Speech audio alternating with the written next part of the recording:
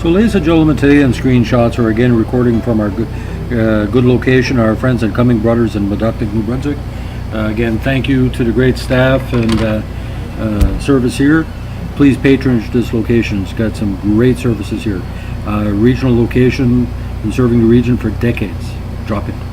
So today we're looking at what I consider one of the most underrated movies of the early 1970s. Now, James Earl Jones has always been a big favorite of mine, and we're talking about one of his best performances as Jack Jefferson, the kind of looking at the career of Jack Johnson, the black heavyweight champion of the world, in a movie called The Great White Hope.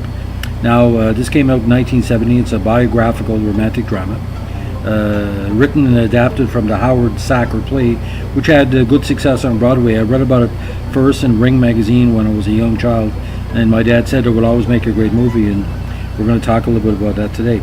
Now, directed by the ever-talented Martin Ritt, and James Earl Jones co-starred with the great and talented Jane Alexander, as well as Hal Holbrook. B. Richards, a great black actress of the 60s, 70s, and 80s, and also the great Moses Gunn.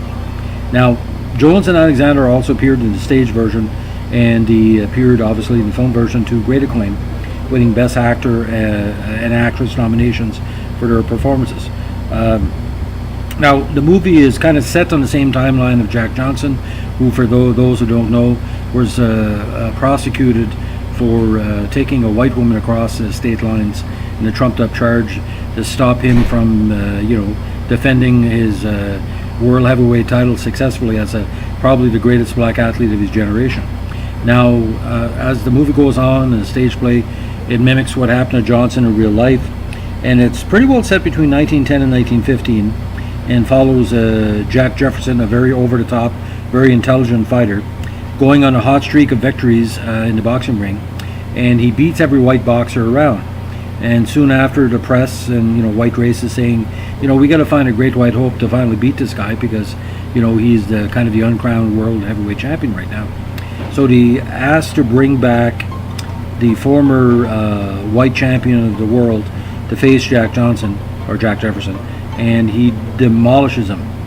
But after that happens, again, the press and the racists within the era at the time did everything they could to stop Jefferson's continual grip at power, mentioning the fact that marrying to a white woman was going against the mores at the time. And it shows in the movie how the blacks and the whites were playing off against Jack Jefferson in relation to, he's not really a black man, and the whites are saying, well, he's not trying to be a white man by dating a white woman and taking over our belt.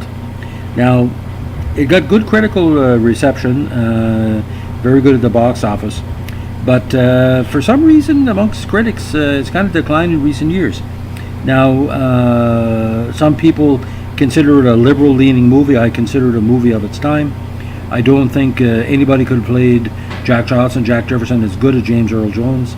He was quite in shape at the time. I think at his best weight, 175. He was really mentally and physically into this role. Now, at the box office, it didn't make its money back, which is a shame. It shows up at TCM every once in a while. And why the movie comes back into play in February, because of Black History Month in Canada and the States, of course.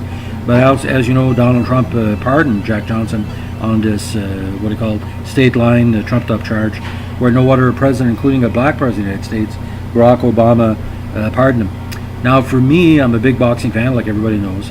I love this movie. I love James Earl Jones in any performance. But what Jack Johnson went through, I read many books in relation to, his fight against Canadian heavyweight champ and world champ Tommy Burns, leading up to the Jess Willard fight when he technically threw the fight to get the charge thrown out.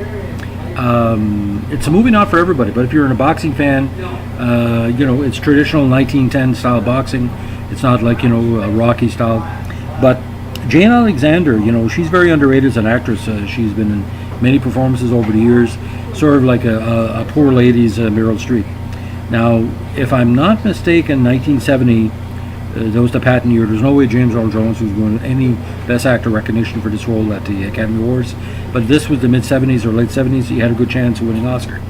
And it's kind of tragic that, he's been in so many great movies, sort of like the Black Donald Sutherland. He never gets the recognition he deserved from his people and from the Academy. So if you have a chance, there's I think it's a 100-minute version. There's some extended scenes that are on different DVD versions. But look at the cinematography, look at the breakdown, even some of the dance scenes in Harlem that are put together. But there's a very tragic scene where they're performing Uncle Tom's Cabin is the only way to raise money. That's probably the only scene in the movie that didn't need to be there because, we all know what Jack Johnson went through in regarding to keep it going, exhibitions and different stuff. So on this pre-Storm Friday, where half of northern New Brunswick is locked down because of big snowbanks and drifts, we tell you to keep the stick on the ice. And like I said, Great White Hope, if you haven't seen it, I would recommend it.